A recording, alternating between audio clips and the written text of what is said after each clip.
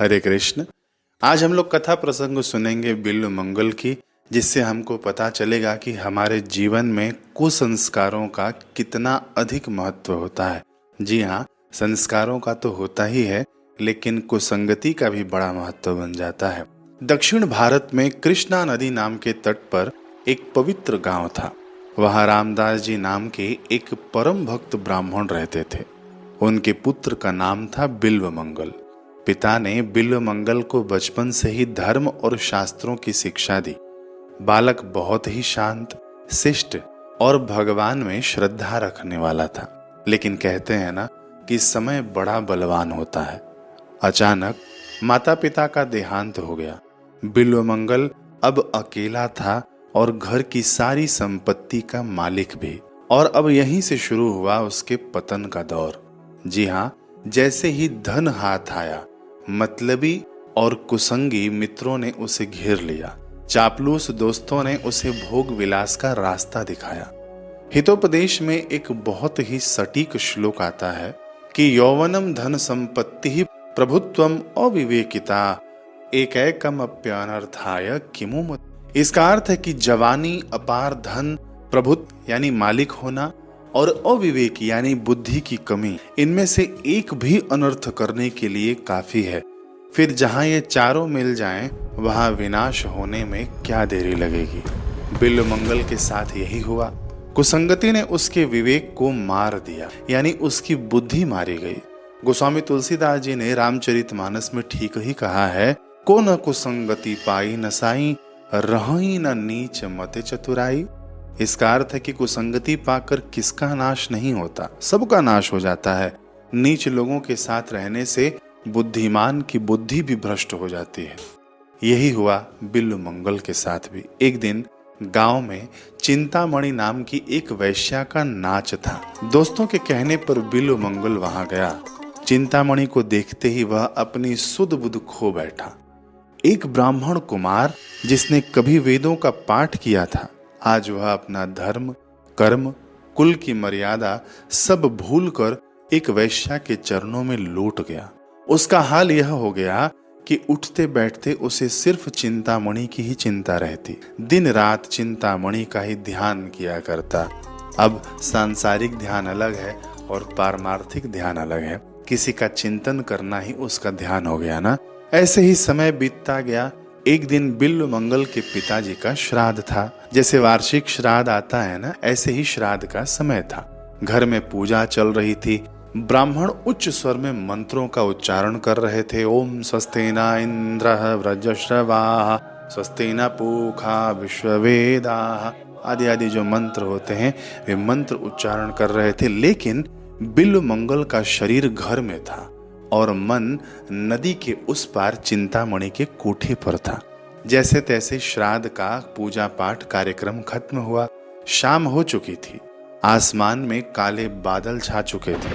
भयानक तूफान शुरू हो गया। फिर भी बिल्व मंगल कहाँ मानने वाला था। बिल्व मंगल घर से भागा। लोगों ने रोका कि अरे पगले, आज पिता का श्राद्ध है, आज तो पाप मत कर, बाहर तूफान देख कहाँ जा रहा है। लेकिन काम वासना इंसान को अंधा और बहरा बना देती है। वह नदी किनारे पहुंच गया। दौड़ते दौड़ते उसी तूफानी रात में नदी मौत बनकर बह रही थी। नाविकों ने साफ मना कर दिया कि भैया हम नहीं ले जा पाएंगे उस पार। बिल्व मंगल ने आव देखा न ताव, उफनती नदी में छलांग लगा दी। लहरें उसे डुबोने लगी। तभी उसके हाथ एक लकड़ी का बड़ा टुकड़ा लगा। वह उसी को पकड़कर तैरने लगा नदी में। लेकिन वह लकड़ी नहीं थी, वह नदी में बहता हुआ एक सड़ा गला मुर्दा था। लेकिन मोह में अंधे बिल्व मंगल को लाश की बदबू भी महसूस नहीं हुई, इतना कामासक्त था वह। जैसे तैसे वह किनारे पहुंचा। कपड़े फट चुके थे, वह नग्न हो चुका था। चिंतामणि का घर बंद था। उसने बाहर खड़े होकर खूब जोरों से आवाज लगाई, चिंता, चिंतामणि, मैं आ गया। चिंतामणि, चिंतामणि, देखो मैं आ गया। लेकिन तूफान के शोर में किसी ने उस घर के अंदर कुछ नहीं सुना। तभी बिजली चमकी खूब जोरों से। उसने देखा उस बिजली की रोशनी से कि दीवार पर एक रस्सी लटक रही है। उसने रस्सी पकड़ी और दीवार फांद गया, लेकिन वह रस्सी न थी। वह एक विशालकाय काला नाग था जो दीवार के बिल में लटक रहा था। जैसे तैसे करके उस सांपनुमा रस्सी को पकड़कर अंदर गया। जब वह अंदर कूदा और चिंतामणि को जगाया, चिंता देखो मैं आ गया, तो चिंतामणि उसे देखकर कांप गई। खून से लथपथ कीचड़ में सना बदबूदार शरीर। चिंतामणि ने पूछा कि तुम इस बंद कमरे में कैसे आए? बिल्वमंगल ने कहा, तुम्हारे प्रेम ने बुलाया। नदी में लकड़ी के सहारे और दीवार पर रस्सी के सहारे मैं तुम्हारे पास चले आया। चिंतामणि ने दिया जलाकर बाहर देखा तो उसके पैरों तले जमीन खिसक गई। जिसे प्रेमी लकड़ी कह रहा था वह मुर्दा था, और जिसे रस्सी कह रहा था वह जहरीला नाग था। चिंतामणि को घृणा हो। उसने बिल्वमंगल को जो फटकार लगाई, उसने एक पापी को संत बना दिया। महाराज, चिंतामणि बोली कि अरे मूर्ख, तू ब्राह्मण है। आज पिता का श्राद्ध छोड़कर एक हाड़ मांस की पुतली के लिए तू मुर्दे और सांप के सहारे चला आया। जितना प्रेम तूने मेरे इस चमड़े के शरीर से किया है ना, अगर रत्ती भर भी भगवान श्याम सुंदर से करता तो आज तेरा बेड़ा पार हो जाता। वह सुंदरों का परम सुंदर है, तेरा मन उसमें नहीं लगा। यह बात बिल्वमंगल के दिल में तीर की तरह लग गई। गोस्वामी तुलसीदास जी लिखते हैं कि बिनु सत्संग विवेक न होई, राम कृपा बिनु सुलभ न सोई। बिना सत्संग के विवेक नहीं जगता, यानी बुद्धि नहीं जगती। तो वैश्या के वे शब्द उसके लिए सत्संग बन गए। उसे अपने बचपन के संस्कार याद आ गए। उसकी आंखों से पश्चाताप के आंसू बह निकले। उसने चिंतामणि के पैर पकड़ लिए और कहा कि माता, आज तुमने मुझे आंखें दे दी। सच में तुमने आज मेरी आंखें खोल दी। इतना कहकर बिल्वमंगल वहां से कृष्ण कृष्ण हरे कृष्ण, कृष्ण कृष्ण हरे कृष्ण, हे कृष्ण कृष्ण कृष्ण हरे कृष्ण, कृष्ण कृष्ण हरे कृष्ण ऐसे पुकारता हुआ निकल पड़ा। लेकिन मन के संस्कार इतनी जल्दी कहाँ मिटते हैं। देखिए, युद्ध का मैदान है, भगवान श्री कृष्ण सामने बैठे हुए हैं और अर्जुन खड़ा हुआ है भगवान के पास, और वह अर्जुन कहता है कि हे प्रभु, इस मन को रोकना अति दुस्तर है। गीता में वर्णन आता है। यहाँ पर तो बिल्वमंगल अभी अभी साधकता के रास्ते पर चले हैं, तो मन क्यों ना इनको उठाकर पटके। मन बड़ा बलवान है। जब विवेक जगता है ना, तो मन उस विवेक को पकड़कर खींचना चाहता है। तो मन के संस्कार इतनी जल्दी कहाँ मिटने वाले थे। रास्ते में उन्हें एक सुंदर स्त्री दिखी। वह एक सेठ की पत्नी थी। बिल्वमंगल की नजर फिर फिसल गई।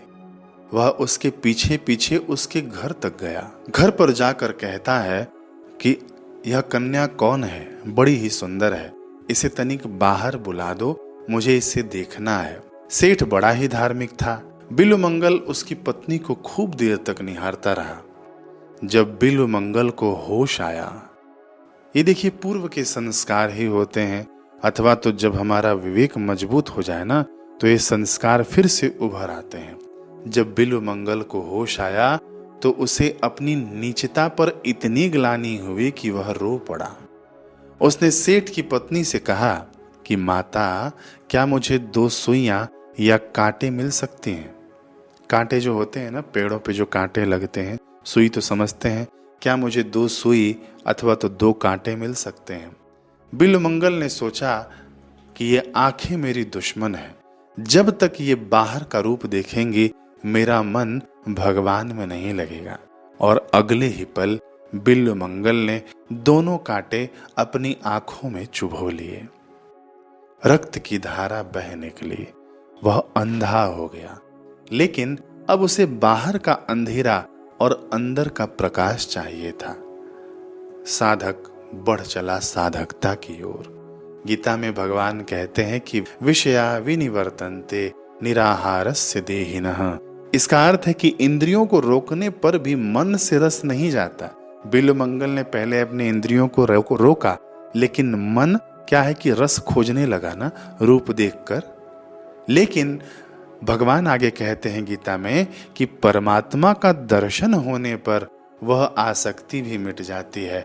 तो ये बिल्व मंगल को ख्याल आ गया कि मैं अब परमात्मा के ही दर्शन करूंगा। लेकिन कैसे दर्शन करेंगे? उन्होंने तो आंखें फोड़ ली। तो महाराज, बाहर का दर्शन नहीं, वह भीतर का दर्शन मुख्य माना गया है। बाहर से तो अर्जुन के पास भी भगवान थे, दुर्योधन के पास भी भगवान थे, शकुनी के पास भी भगवान थे, पितामह भीष्म के भी आगे भगवान थे, सभी के पास भगवान थे बाहर की दृष्टि से। लेकिन भीतर की दृष्टि अर्जुन की खुली तो भगवान उसे मिल गए। तो यहाँ पर बिल्व मंगल भी यही चाहते हैं कि मुझे भीतर की दृष्टि से भगवान का दर्शन हो। यही बात भगवान गीता में भी कहते हैं, जो मैंने आपको बताई कि विषया विनिवर्तन्ते निराहारस्य देहिनः। बिल्व मंगल ने अब तय कर लिया था कि अब या तो कृष्ण मिलेंगे या मेरे प्राण जाएंगे। कार्यम साधयामि या देहम पातकामी। अंधा बिल्व मंगल वृंदावन के रास्ते पर भूखा प्यासा भटक रहा था। सबसे पूछते पूछते जा रहा था, अरे भैया यही रास्ता है ना, वृंदावन की ओर हमको जाना है। लोग थोड़ा बता देते कि हाँ बाबा, ऐसे ही सीधे सीधे चले जाओ। कोई कह देता कि हाँ प्रभु, यहाँ से निकल जाइए, कहीं मुड़िएगा मत, और कहीं दुविधा हो तो कोई राह चलते व्यक्ति से पूछ लीजिएगा। ऐसे पूछते पाछते बिल्व मंगल वृंदावन के रास्ते पर भूखा प्यासा भटक रहे थे। उसे ठोकरें लग रही थी। सच्चे भक्त को तड़पते देखकर त्रिभुवन के स्वामी से रहा नहीं गया। भगवान श्री कृष्ण एक नटखट ग्वाल बाल के रूप में आए और बालक ने कहा बाबा बिल्व मंगल से कि बाबा, रास्ता भूल गए हो, लो थोड़ा दूध पी लो थोड़ी मिठाई खा लो। बिल्व मंगल के प्राण उस बालक की मीठी आवाज सुनकर ही तृप्त हो गए। आखिर होते ही क्यों ना, रस स्वरूप है ना भगवान। बिल्व मंगल ने पूछा कि बेटा तुम कौन हो? बालक ने हंसकर कहा कि मैं यहीं पास में रहता हूँ, जो मुझे पुकारता है मैं उसी के पास आ जाता हूँ।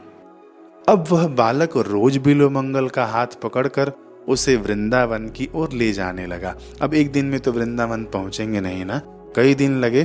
तो बालक रोज चले आता, बाबा का हाथ पकड़ता, दूध थोड़ा देता, थोड़ा मिठाई खिलाता उनको और आगे आगे ले चलता। बिल्व मंगल को उस स्पर्श का एक नशा हो गया। अब उन्हें शंका होने लग गई कि यह कोई साधारण बालक नहीं है। कुछ दिनों बाद अब वृंदावन भी आ गया। बालक ने कहा बाबा अब मैं चलता हूं। बिल्व मंगल ने झट से बालक का हाथ कसकर पकड़ लिया। उसे एहसास हो गया कि यही तो मेरे सावरिया हैं। बिल्व मंगल रोने लगे, बहुत दिनों बाद पकड़ा है प्रभु तुम्हें, अब नहीं छोड़ूंगा, जन्म जन्म ढूंढा है तुमको, अब नहीं छोड़ूंगा। ऐसे कहकर बिल्व मंगल रोने लग गए। लेकिन भगवान तो लीलाधर हैं। उन्होंने जोर से झटक दिया और अपना हाथ छुड़ा लिया। तब अंधे भक्त बिल्व मंगल ने जो कहा वह भक्तमाल का सबसे प्रसिद्ध श्लोक बन गया। उन्होंने जाते हुए भगवान को चुनौती दे दी। हस्तम उत्क्षिप्य यतोसी बलात् कृष्ण किमद्भुतम हृदयात् यदि निर्यासी पौरुषम गणयामि ते। हे कृष्ण, मैं अंधा हूं, कमजोर हूं, तुम बलवान हो, इसलिए मेरा हाथ झटक कर भाग रहे हो। इसमें तुम्हारी क्या बहादुरी? मर्द तो मैं तुम्हें तब मानूंगा जब तुम मेरे हृदय से निकल कर दिखाओगे। वहां तो मैंने तुम्हें प्रेम की जंजीरों से बांध रखा है। भक्त की यह चुनौती सुनकर भगवान हार गए। आय हाय। और भगवान को ना हारने में मजा है, खूब मजा आता है भगवान को हारने में। अपने भक्त को जिताने में बड़ा आनंद आता है भगवान को। अब भगवान की आंखों से आंसू आ गए।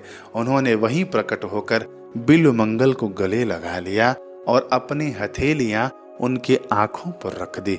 अब बिल्व मंगल को दिव्य दृष्टि मिल गई।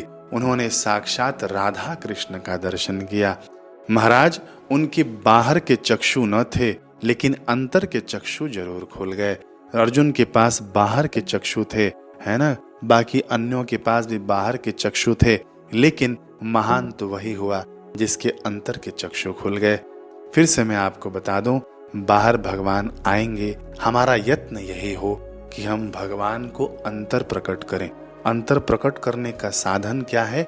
सत्संग और संतों की संगत। वे ही हमारे अंतर्यामी रूप से बैठे हुए भगवान को सर्वव्यापक रूप से दर्शन कराते हैं। जैसे भगवान श्री कृष्ण ने अर्जुन को कहा, सामने खड़े हैं लेकिन फिर भी कहते हैं, हे अर्जुन वासुदेव सर्वम, मैं ही सब में व्याप रहा हूं, तो उस भगवान के पीछे हम लोग पड़ जाएं। खैर, और भी ऐसे कथा प्रसंग आते रहेंगे। यह थी बिल्व मंगल की कथा। यह कहानी हमें सिखाती है कि कुसंगति हमें नरकों में धकेल सकती है, लेकिन यदि पश्चाताप सच्चा हो, पुकार दिल से हो, तो भगवान हाथ छुड़ाकर भागते नहीं बल्कि हाथ थाम लेते हैं। गोस्वामी तुलसीदास जी इसीलिए कहते हैं कि जासु नाम जपि सुनहु भवानी, भव बंधन काटहि नर ज्ञानी। तो मिलते हैं हम लोग अगले कथा प्रसंग में। हरे कृष्ण।